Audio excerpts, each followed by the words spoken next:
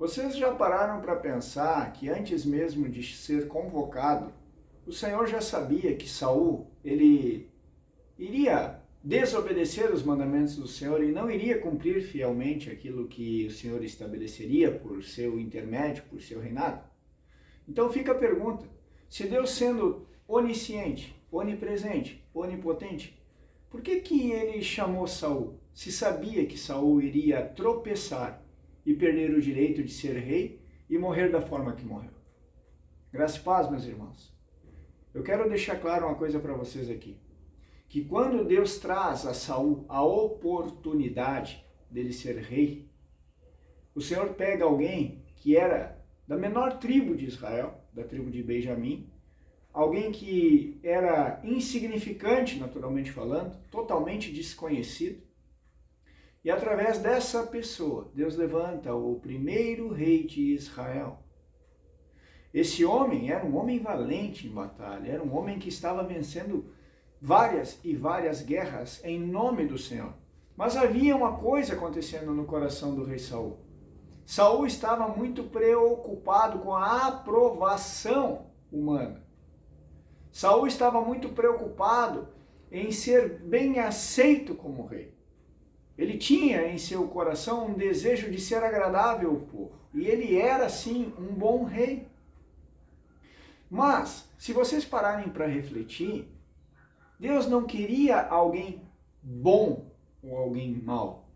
Deus queria alguém que fosse obediente ao Senhor. E é aqui que está o segredo da maioria dos cristãos no mundo hoje. Quantos cristãos nós conhecemos que são pessoas boas, pessoas que fazem a caridade, que fazem o bem, que têm bom testemunho, que são pessoas que se doam em prol do cristianismo. Mas quantos desses são realmente obedientes?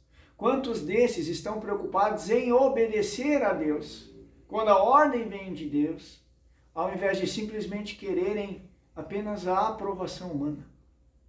Vocês já pararam para refletir sobre isso?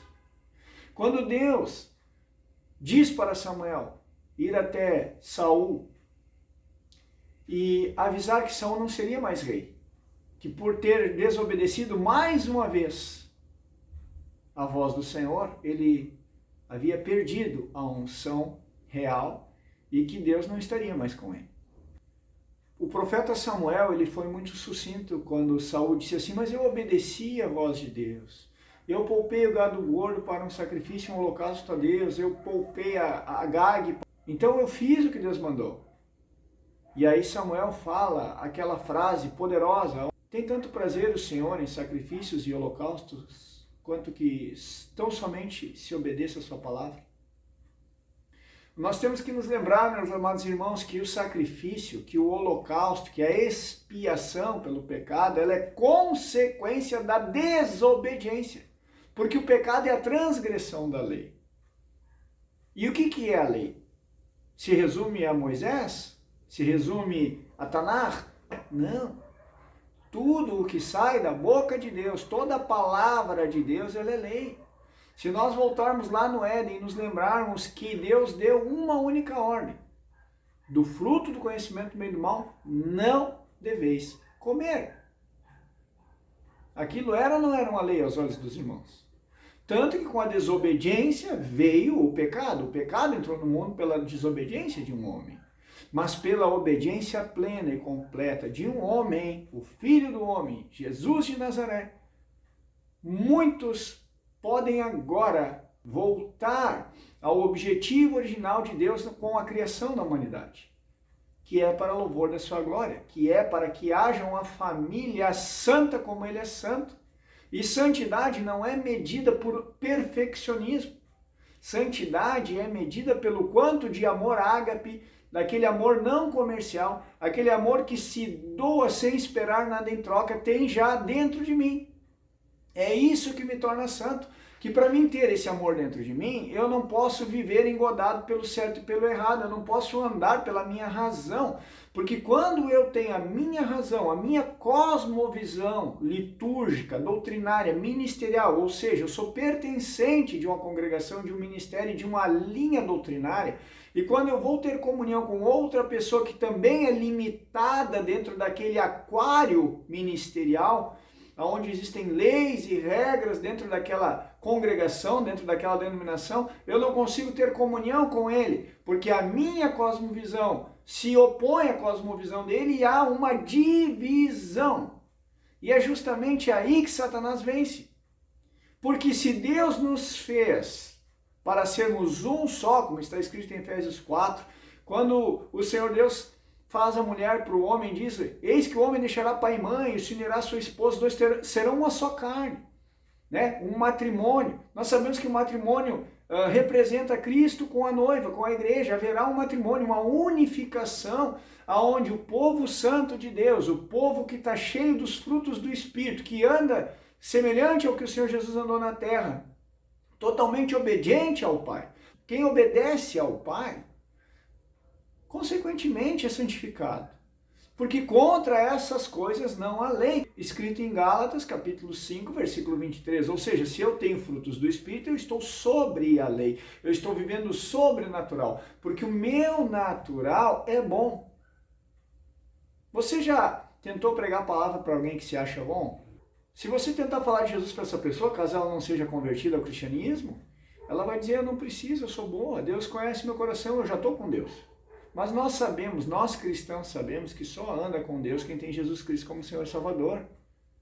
Não adianta eu ser bom em outra religião, eu vou ser julgado pelas minhas obras.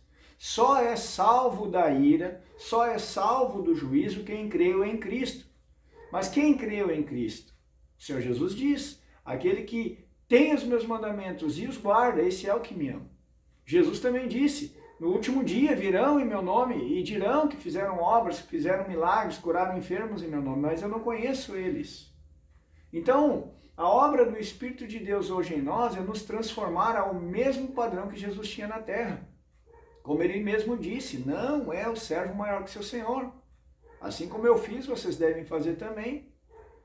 E é esse o único caminho que nós temos para as bodas do Cordeiro: ser obediente. Saul era um bom rei, mas ele estava mais preocupado em agradar o povo do que agradar o Senhor. E hoje as congregações cristãs, elas estão mais preocupadas em agradar o rebanho do que obedecer a Deus. É por isso que o evangelho não confronta. É por isso que as pessoas, quando elas são, entre aspas, elas entram em discordância, a separação e novas placas denominacionais, novos ministérios surgem. Porque enquanto eu tentar servir a Deus, fazer a obra de Deus dentro do meu conhecimento teológico e dentro da minha concepção limitada e racional, doutrinária, do que eu acho bom e mal segundo a luz da palavra de Deus, eu nunca vou ser submisso a Deus. Porque eu não tenho intimidade com o Espírito Santo de Deus, eu tenho intimidade com o meu conceito teológico. E eu prego segundo o embasamento que eu tenho daquilo que eu creio ser o correto. Mas o que eu creio ser correto talvez não seja o correto. É por isso que a palavra diz: aquele que pensa estar de pé, tome cuidado para não cair. Como eu sei que eu estou andando no Espírito de Deus? É muito simples. No momento em que eu posso entrar em qualquer denominação cristã, em qualquer congregação cristã, e ser amado pelos meus irmãos, e respeitar os meus irmãos, e ter comunhão com os meus irmãos, e ser aceito como um homem de Deus entre os meus irmãos. É isso que me dá a certeza de que Cristo está comigo e que eu estou fazendo a sua vontade. Porque o Senhor Jesus foi muito claro quando ele disse: as minhas ovelhas ouvem a minha voz. É muito fácil falar de Jesus aonde você nasceu, onde você amadureceu e onde você tem liderança. Agora, vá falar de Jesus no lugar onde você é um desconhecido e veja a reação das pessoas com a tua presença. Se você é acolhido ou se você é desprezado. Se você vai ter comunhão com eles, mesmo que haja fermento na doutrina deles, e você vai saber separar, né, o que é bom e lançar fora o que é inútil. Ou se você vai lá só para apontar o dedo e querer corrigir os outros com a sua visão pessoal. Irmãos, cristianismo é unidade.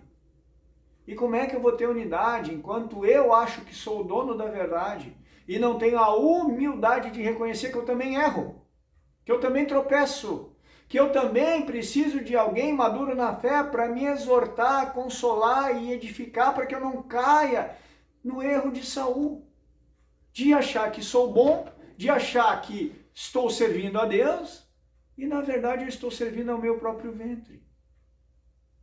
E aí o Senhor vai ter que levantar os Davis para me substituir. E o Senhor já está fazendo isso. Na vida de muitas lideranças, na vida de muitas ministrações e congregações, o Senhor já está fazendo isso. O Senhor tem levantado pessoas que estão fora das 4 paredes denominacionais e são pessoas que são considerados, entre aspas, desigrejados, porque eles não estão fixados, enraizados num ministério próprio. E aí eu pergunto, João Batista era de qual ministério, de qual sinagoga?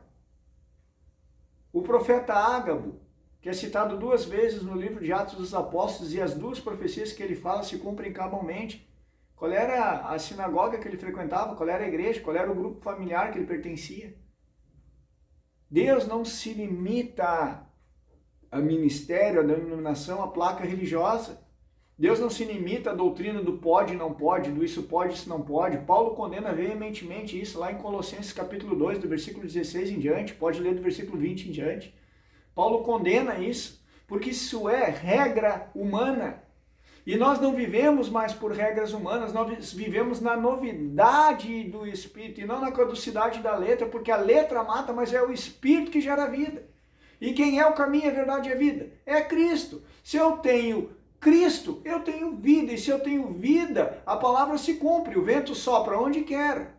Você ouve a sua pregação, mas você não sabe de qual ministério veio, nem para qual denominação vai. Assim é todo aquele que é nascido do Espírito.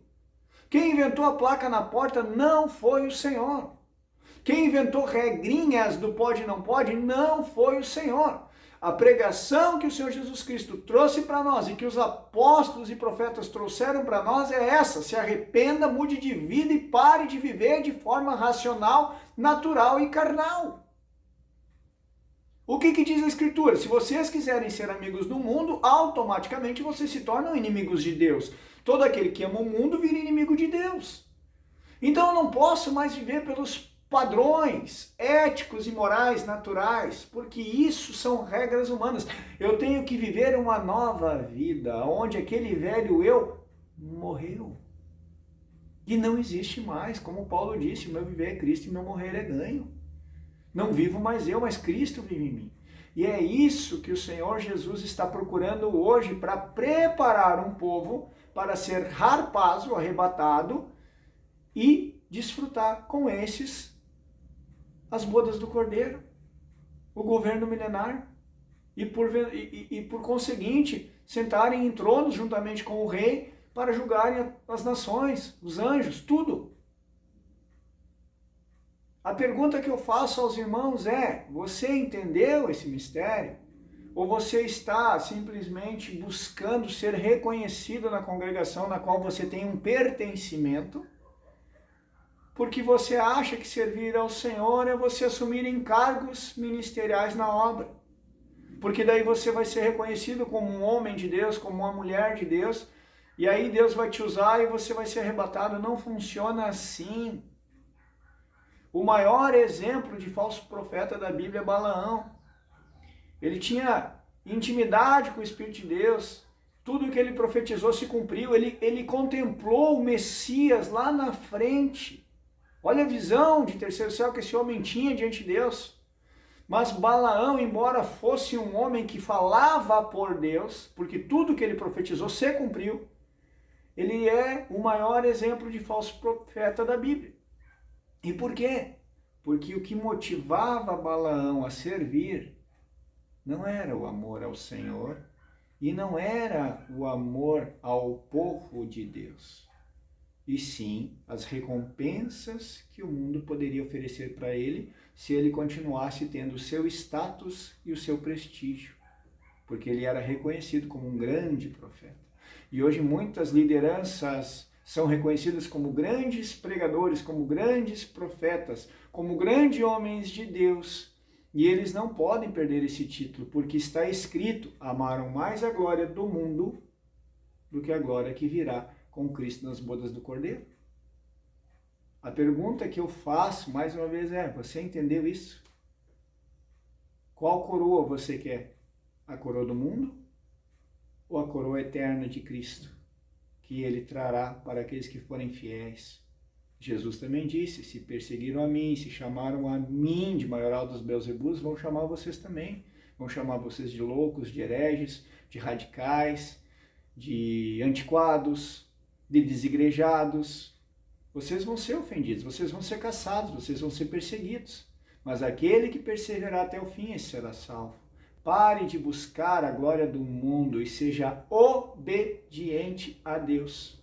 Ou você corre um grande risco do Senhor rejeitar o teu ministério, da mesma forma que Saul foi rejeitado. Repito, não adianta ser bom.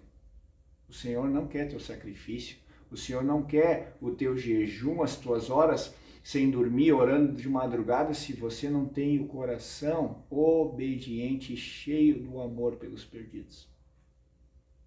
Se você está fazendo a obra sem a direção do Espírito Santo de Deus, sem o cabeça da igreja que é Cristo, então a igreja não pertence a Cristo, mas pertence a você. E o Senhor vai te cobrar. Cada alma que pode ter se afastado da congregação, do cristianismo, entrado em apostasia por causa do mau testemunho que você tentou impor dentro da sua regra moral pessoal, embasada no conhecimento de bem e mal, e não teve a humildade de ser um cordeiro sacrificial para ganhar almas para o Senhor. Essas palavras possam fazer algum sentido para você e que, em nome de Jesus, você consiga entender o que é ser um servo verdadeiro do Senhor Jesus Cristo.